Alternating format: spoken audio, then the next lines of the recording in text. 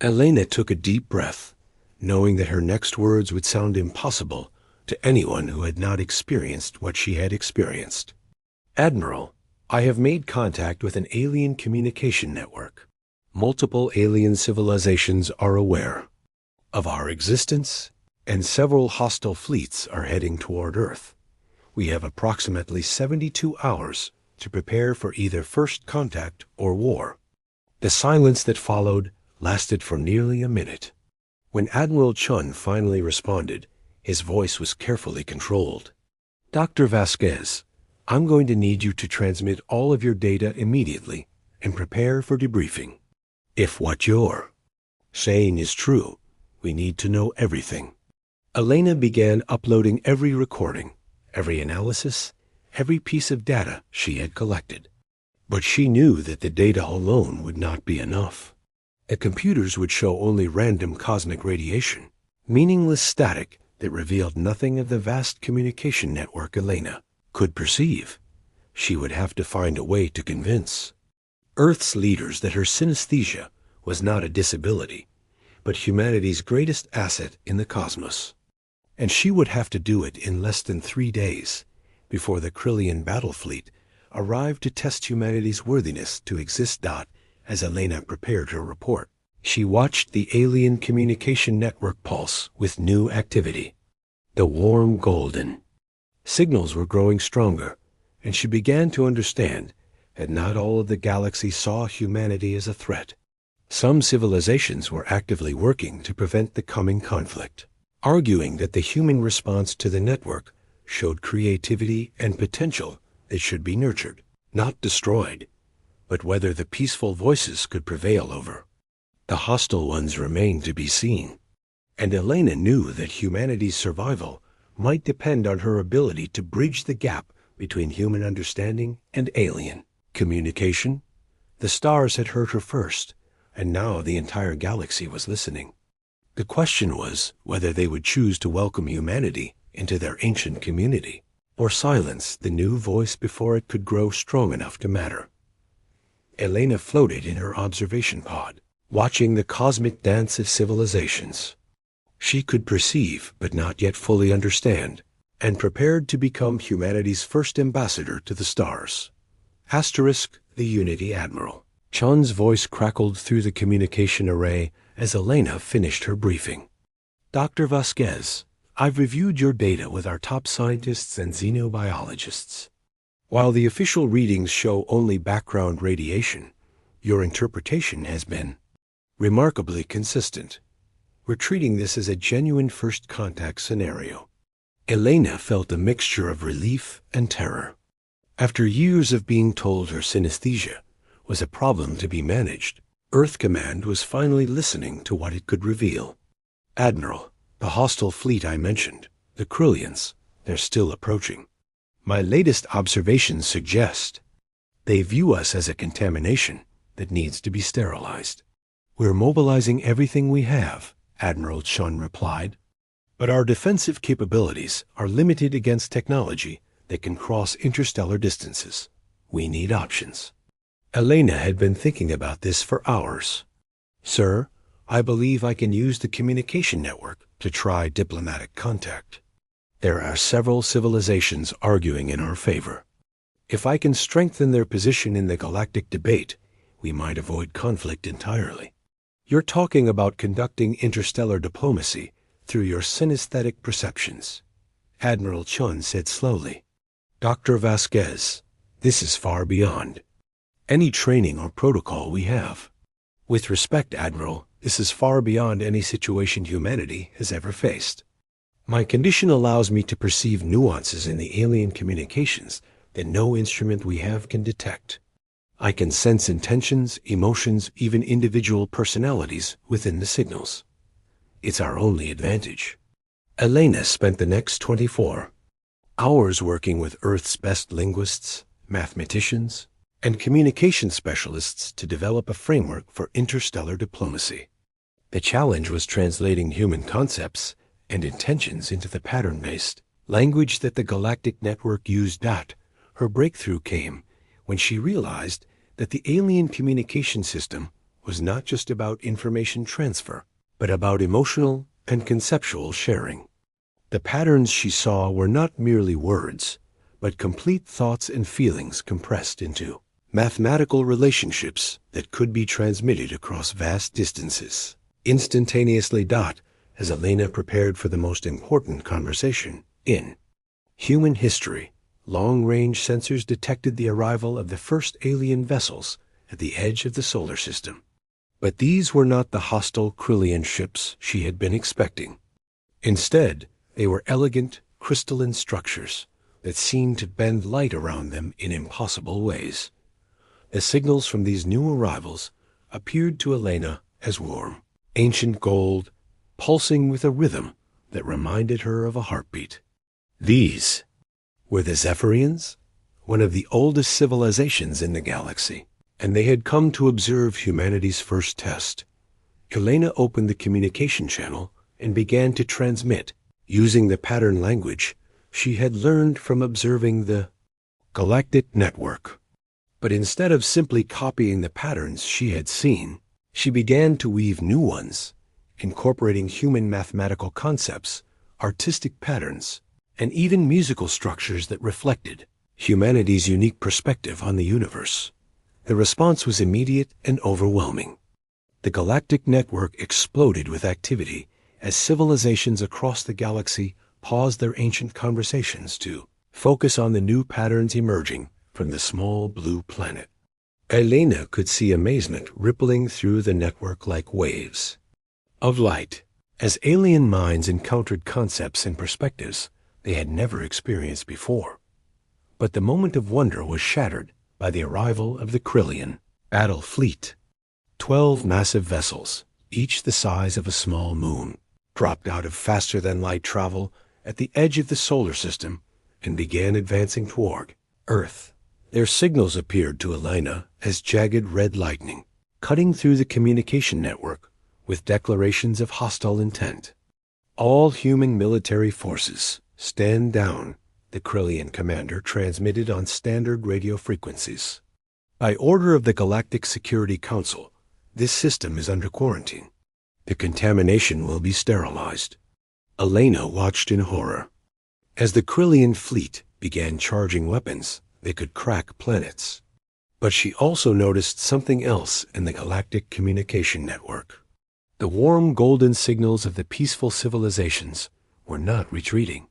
Instead, they were growing stronger, and Elena began to understand that the galaxy was more divided about humanity's fate than she had realized. The ancient Zephyrian ships moved to intercept the Krillian fleet, their crystalline hulls beginning to glow with energy that Elena could perceive as beautiful spirals of silver and blue.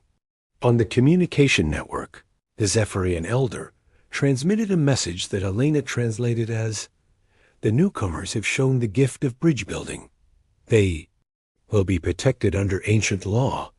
Elena realized that she was witnessing something unprecedented in galactic history. The peaceful civilizations were not just arguing for humanity's survival, they were actively intervening to protect Earth from destruction. But she also understood that this protection came with a price. Humanity would have to prove that they deserved their place in the galactic community. The battle that followed was unlike anything in human imagination. The Krillian fleet unleashed weapons that turned space itself into a weapon, creating tears in reality that could consume entire ships. But the Zephyrian defenders responded with technology that seemed to bend the laws of physics, deflecting the attacks and protecting Earth from destruction. As the battle raged, Elena realized that she could do more than just observe.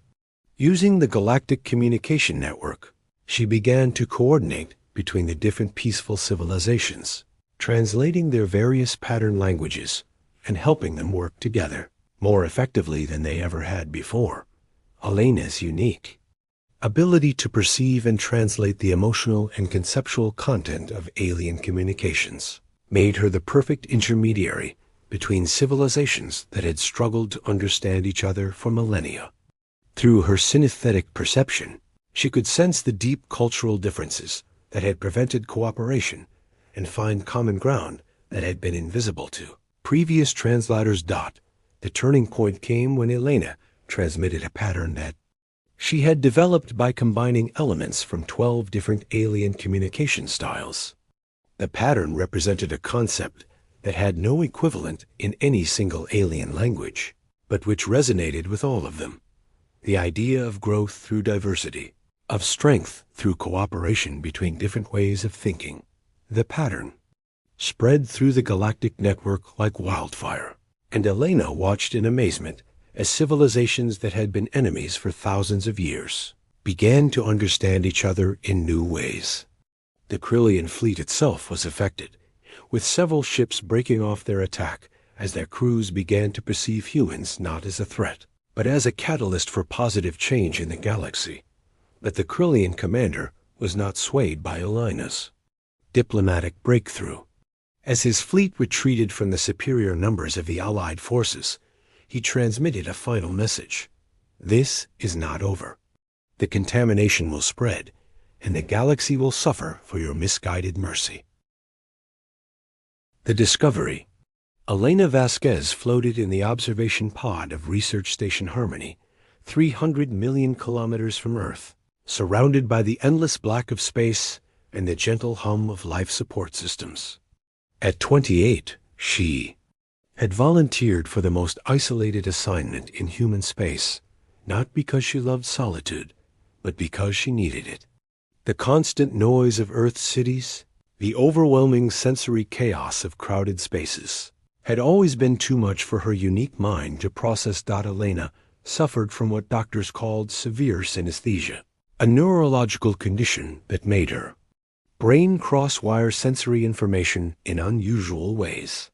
Sounds became colors, numbers had personalities, and electromagnetic waves painted themselves across her vision in brilliant cascades of light. Most people saw it as a disability that made normal life difficult. Elena had learned to see it as something else entirely. The Deep Space Monitoring Station had been her home for 18 months, scanning the cosmic background radiation for patterns, anomalies, anything that might indicate intelligent life beyond Earth's solar system. The work was tedious for most people, but for Elena, every day brought a symphony of color and movement as radio waves from distant stars painted themselves across her consciousness in ways no instrument could measure. On this particular morning, as she floated before the main sensor array with her morning coffee, something changed. The usual random static of cosmic radiation that normally appeared to her as gentle blue-white snow suddenly showed a streak of deep purple. Not the chaotic purple of solar interference, but something structured, rhythmic, almost like music made visible. Elena's hands moved quickly across the controls, isolating the signal and running it through every filter and analysis program the station possessed. The computer showed nothing unusual, just standard cosmic background radiation with minor fluctuations. But Elena could see something the machines could not.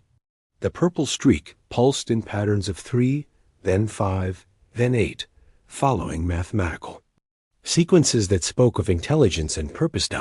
She had discovered something extraordinary, but she also knew that no one would believe her. How could she explain that she was seeing intelligence in radio waves that appeared completely random to every instrument humanity had ever built? How could she tell Earth Command that her synesthesia was detecting something that their trillion-dollar deep space arrays could not? For 3 days, Elena watched the signal grow stronger. The purple streaks became more complex, branching into networks of color that reminded her of neural pathways or the root systems of vast trees. She began to see patterns within patterns, mathematical relationships that seemed to be building toward something. And then, on the 4th day, Elena made a decision that would change the course of human history. She decided to respond. Using the station's main communications array, Elena began transmitting patterns of her own. Not the standard first contact, protocols that Earth had developed, not the mathematical sequences and prime numbers that scientists had always assumed would be universal. Instead, She transmitted the same rhythmic patterns she saw in the alien signals, translated back into radio waves. The response was immediate and overwhelming. The purple streams exploded into cascades of color that filled Elena's vision like aurora dancing across the cosmos. Gold spirals intertwined with silver threads, creating patterns so beautiful and complex that Elena wept as she watched them. And within those patterns, she began to understand something that terrified and thrilled. Her in equal measure. This was not just one alien civilization trying to communicate. It was dozens of them, all connected in a vast network that spanned the galaxy. Elena had not just made first contact. She had tapped into something like a galactic internet, a communication system that had existed for millions of years, connecting countless civilizations across the stars. And somehow, her unique brain was the key that could unlock it. But Elena's joy at the discovery quickly turned to concern as she realized the implications of what she had done. Within hours of her transmission, the long-range sensors began detecting movement in nearby star systems. Ships, massive ones, moving at speeds that suggested technology far beyond human capability. Some appeared to be heading toward Earth, while others seemed to be positioning themselves throughout human space. The galaxy had noticed humanity, and not all of the attention seemed friendly. Elena found herself at the center of a crisis. She was uniquely qualified to understand, but powerless to control. The alien communications network buzzed with activity, and through her synesthetic perception, she could see the emotions and intentions behind the signals. Some civilizations were curious about the new voice that had joined their ancient conversation. They appeared as warm golden threads, reaching out with what felt like welcome and invitation. Others were different. Cold silver signals that cut through the network like knives, carrying undertones of threat and hostility. These civilizations saw humanity's emergence into galactic communication not as a moment of wonder, but as a danger to be eliminated. Elena realized that she was seeing the galaxy's first debate about humanity's future, conducted in colors and patterns that only she could understand. And the debate was not going well for her species. Through the network, she learned that many galactic civilizations had strict protocols about newly emerging species. Most believed that primitive races should be left alone until they developed faster-than-light travel and other advanced technologies.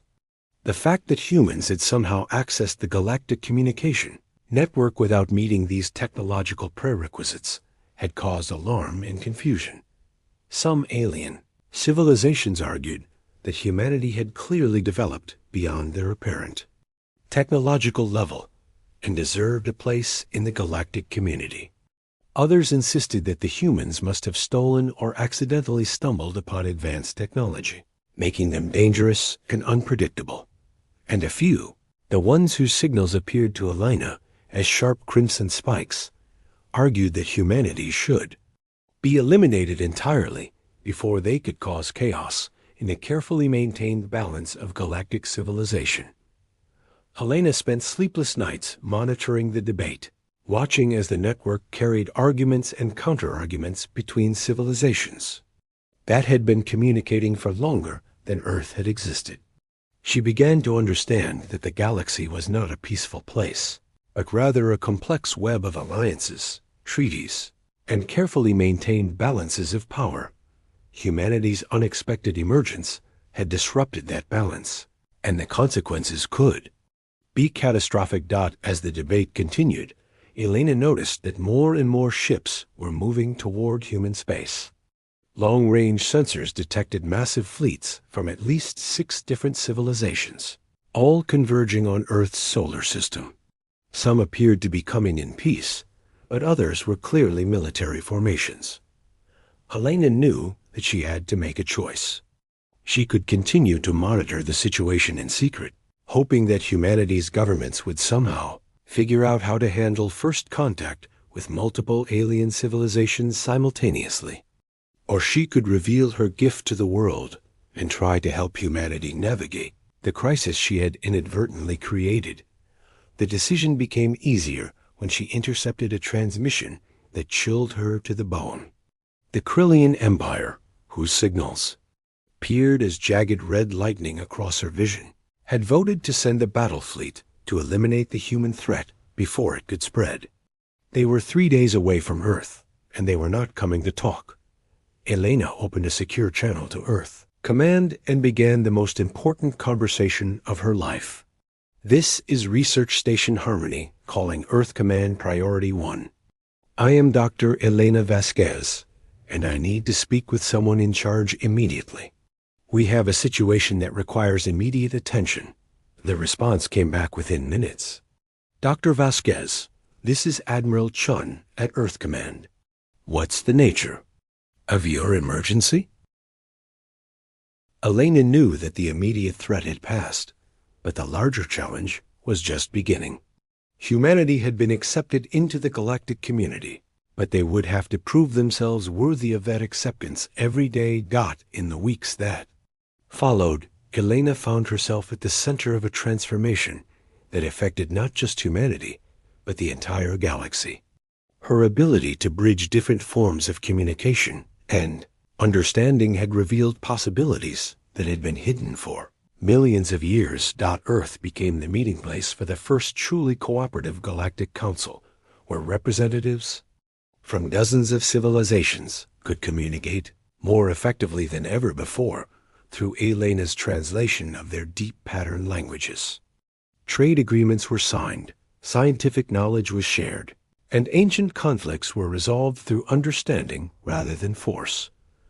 Elena discovered that her synesthesia was not unique to her, but rather the first expression of a new phase in human evolution. Within months, other humans began to demonstrate similar abilities, each with their own unique way of perceiving and translating the hidden patterns in the universe.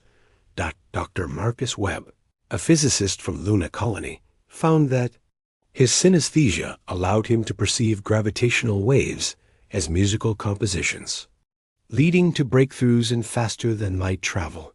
Dr. Sarah Kim, a biologist from Mars, discovered that her condition allowed her to communicate directly with alien plant life, opening up new possibilities for terraforming and ecological cooperation. Humanity's gift for bridge building and creative problem-solving, enhanced by the unique perceptual abilities of their synesthetic population, made them invaluable members of the galactic community. Within a year, human mediators were helping to resolve conflicts that had raged for centuries, and human scientists were contributing to collaborative research projects that advanced knowledge throughout the galaxy. Elena stood in the observation deck of the new Galactic Cooperation Station, orbiting Earth at the Lagrange point between the planet and the moon. Around her, representatives from 47 different civilizations worked together on projects that would have been impossible before humanity's emergence into galactic society. The Zephyrian elder approached her, his crystalline form shifting, colors and patterns that Elena now recognized as expressions of deep satisfaction. "Bridge Walker Elena," he communicated through the network, "your species has exceeded all expectations. The galaxy is more united now than it has been in 1,000,000 years. Elena smiled as she perceived the warm golden threads of cooperation flowing through the communication network, connecting civilizations across the galaxy in ways that had never been possible before. "We're just getting started," she replied. Her response translated into the pattern language and transmitted across the stars. Humanity's greatest gift has always been our ability to find connections where others see only differences. Now we can share that gift with the galaxy. As she watched the stars through the observation deck's massive windows, Elena reflected on the journey that had brought her here. What had once been seen as a disability had become humanity's greatest contribution to galactic civilization. Her synesthesia had not just allowed her to make first contact with alien intelligence, but had revealed the hidden patterns that connected all conscious beings throughout the universe.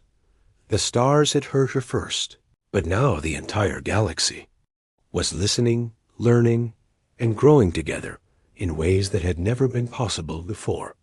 And Elena knew that this was just the beginning of humanity's greatest adventure.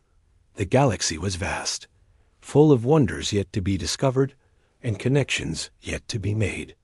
And humanity, with their gift for seeing patterns where others saw chaos, would help guide that exploration for generations to come. Elena's secret gift had become humanity's greatest strength, and the stars would never be the same. Asterisk.